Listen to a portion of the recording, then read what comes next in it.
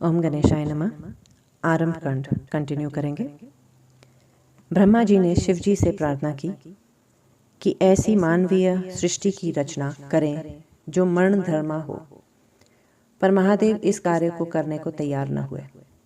उन्होंने दुख सागर में निमग्न होने वाली और शुभ न लगने वाली सृष्टि की रचना न करने की इच्छा प्रकट की।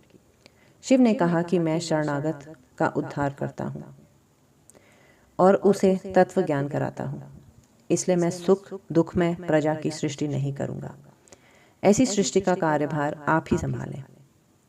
हाँ, मायावी बाधा तुम्हें इस कार्य में नहीं होगी। ऐसा कहकर शिव तो अंतर्धान हो गए और ब्रह्मा जी ने अपने कार्य सृष्टि रचना को करते रहने का विचार बना लिया। ब्रह्मा जी ने पंचभूतों के पंचीकरण के द्वारा पृथ्वी, जल, वायु, आकाश, पर्वत, समुद्र, वृक्ष आदि तथा काल आदि से युक्त युग व पलों की सृष्टि की। हे नारद, इस पर भी मैं संतुष्ट न हुआ। फिर मैंने पुनः शिव जी का ध्यान किया। इस बार मैंने अंबिका सहित शिव जी की स्तुति की थी। इसीलिए इसके बाद मुझे जो शक्ति प्राप्त हुई उससे मैं संतुष्ट हुआ। फिर मैंने नेत्र से मरीचि को, हृदय से भृगु को, समान वायु से वशिष्ठ को, अपान वायु से ऋतु को, अंगिरा को सिर से, पुलह को कर्ण से, पलस्त को उदान वायु से, अत्रि को श्रोत से, दत्र को प्राण से निर्मित किया। हे नारद, अपनी छाया से तुम्हें और कर्दम को बनाया। सब साधनों के आधारभूत धर्म को अपने संकल्प से जन्म दिया। फिर मैंने परम संतोष का अनुभव किया। सृष्टि रचना के इसी क्रम में मैंने स्वयं को दो रूपों में विभक्त किया, एक पुरुष और एक नारी। पुरुष का रूप मनु और स्त्री का रूप शतरूपा था। उन स्त्री व पुरुष में मैंने मैथुनी सृष्टि उत्पन्न की। उन दोनों से दो पुत्र प्रियव्रत व उत्तानपाद तथा 3 पुत्रियां आकुति, देवहूति व प्रसूति उत्पन्न हुए। आकुति को रुचि ने ग्रहण किया, देवहूति को कर्दम ने और दक्ष प्रजापति ने प्रसूति को ले लिया। इन सब संतानों से चर अचर संसार भर गया। जगत में इस प्रकार मेरा ही सब रूप फैल गया। आकुति से 2 संतान उत्पन्न हुई, दक्षिण और यज्ञ। फिर यज्ञ ने दक्षिण के 12 पुत्र को जन्म दिया। देवहूति से भी अनेक संतानें उत्पन्न हुई। दक्ष ने 24 कन्याओं को जन्म दिया, जिनमें श्रद्धा, लक्ष्मी, धृति, पुष्टि, मेघा, क्रिया, बुद्धि, लज्जा, वायु, शांति, सिद्धि और कीर्ति, इन 13 पुत्रियों को यमराज को दे दिया। शेष अन्य पुत्रियां पिता को सौंप दी, जिनके नाम ख्याति, स्मृति, प्रति, क्षमा, संतति, अनुरूपा, स्वाहा, स्वधा, भृगु, भव, मरीचि, अंगिरा, पुलस्त्य, ऋतु, अत्रि, वशिष्ठ, वन्य आदि थे। इन सब की उत्पत्ति के बाद जो शिव जी की ऐसी कृपा हुई कि सृष्टि में असंख्य जीव व जातियां उत्पन्न हुई, जिनमें ब्राह्मण ही सर्वोत्कृष्ट जाति है। ब्रह्मा जी ने नारद जी को शिव के और भी रूपों का वर्णन करते हुए कहा कि निर्गुण भगवान शिव का बायां अंग विष्णु है। मैं ब्रह्मा उनका सव्य अंग हूँ और उनका हृदय रूप रुद्र है। इसी क्रम से 3 गुण सत्व, रज और तम की स्थिति जानी जाती है। शिव की ही सतोगुणी माया का रूप सती, रजोगुणी माया का रूप सरस्वती और तमोगुणी माया का रूप लक्ष्मी है। सती का विवाह शिव जी के साथ हुआ। सती ने अपने पिता दक्ष के यहाँ स्वयंवर में शिव जी का स्थान न देखकर अपने प्राण त्याग दिए थे। देवताओं के आग्रह पर फिर सती ने हिमाचल के घर जन्म लिया, जिनका नाम पार्वती था। पार्वती ने तपस्या करके फिर से शिव जी को प्राप्त किया।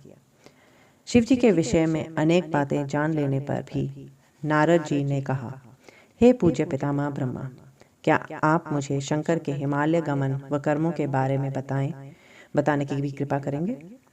ब्रह्मा जी ने कहा कि पूर्व समय में काम्पिल्य नगर में यज्ञदत्त नाम का पुरोहित रहता था, जो वेद वेदांतों का ज्ञाता और महान विद्वान था। वह अपनी वेदवता के लिए प्रसिद्ध था। उसकी महानता का यश चारों ओर फैला था। युगनिधि नाम का उसका एक पुत्र था। गुणनिधि नाम का उसका एक पुत्र था।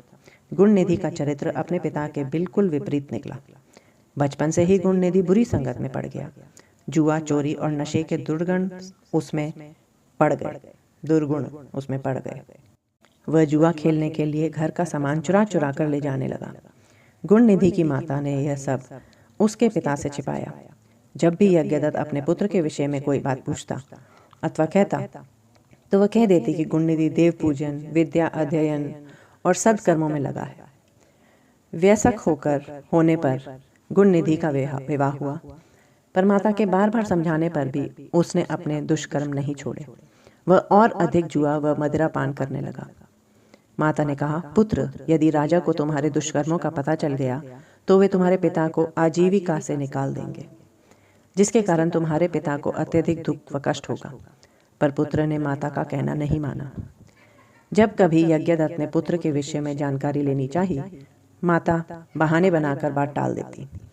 प्रतिदिन वह घर के आभूषण बेचकर जुआ खेलता रहता। माँ सिर पीट लेती, काश मैंने यज्ञदत्त से कुछ न छिपाया होता। एक दिन यज्ञदत्त ने एक मूल्यवान अंगूठी एक जुआरी के हाथ में देखी। पूछने पर जुआरी ने गुणनिधि का सारा भेद खोल दिया। पिता को अत्यधिक क्षोभ व खेद हुआ। पिता ने घर आकर पत्नी से उसकी अंगूठी की मांग की। पत्नी तरह तरह के बहाने बनाने लगी। यज्ञदत्त ने पत्नी को डांटा और बुरा भला कहा। दुखी यज्ञदत्त ने कहा, इससे तो मैं पुत्रहीन होता तो भला था। अपने पिता के विवशता भरे आंसू देखकर गुणनिधि को बड़ी लज्जा आई और वो चिंता से भर गया। इसी ग्लानि में वह घर छोड़कर कहीं चला गया। भूखा प्यासा अपने किए पर पश्चाताप करने लगा। घूमते घूमते वह एक नगर में पहुंचा। शिवरात्रि का दिन था। कुछ शिव भक्त शिवालय की ओर जा रहे थे। गुणनिधि भी उनका पीछा करते करते शिवालय पहुंच गया। शिव भक्त पत्र, पुष्प और मीठे भोजन से भगवान शंकर की पूजा अर्चना करने लगे। गुणनिधि छिपा छिपा सब देख रहा था। वह भूख व प्यास से व्याकुल था, अतः सुगंधित भोजन ने उसे आकृष्ट किया। जब शिव भक्त नृत्य, गान आदि समाप्त करके सो गए तो गुणनिधि ने अपने दुपट्टे की रस्सी बनाई और दीपक में जलाकर शिवजी के लिए निर्मित वस्तुओं को लेकर भागने की चेष्टा की। तभी उसका पैर एक शिव भक्त से जा टकराया। वह चिल्ला उठा, चोर चोर, पकड़ो पकड़ो। इसी पकड़ धकड़ में गुणनिधि की मृत्यु हो गई। यमराज के यमदूत उसे पकड़ने आए तो शिवगणों ने उन्हें गुणनिधि को ले जाने से रोका और उसे शिवलोक ले जाने लगे। यमदूतों व गणों में काफी विवाद हुआ। गुणनिधि के पाप कर्मों से यमदूतों ने शिवगणों को अवगत कराया, परंतु शिवगणों ने कहा कि इसने श्रद्धापूर्वक शिव का पूजन देखा है, कीर्तन भजन सुना है, अपने दुपट्टे से दीपदान किया है, अतः इसके पाप कर्म समाप्त हो गए। यमदूतों ने अपनी पराजय स्वीकार कर ली। यमदूत धर्मराज के पास गए और सारा वृतांत उन्हें सुनाया। धर्मराज भी कहने लगे कि मैं अपनी सब आज्ञाओं का उल्लंघन सहन कर सकता हूँ, पर किसी विभूतिधारी, रुद्राक्षधारी, त्रिपुंडधारी, शिव में आसक्ति रखने वाले व्यक्ति को कभी भूलकर भी यहाँ न लाना। जो शिवजी में आस्था रखता है उसे सदा शिवलोक में भेजने की मेरी स्थायी आज्ञा है। शिवलोक में पहुंचकर काफी समय तक गुणनिधि सुख भोगता रहा।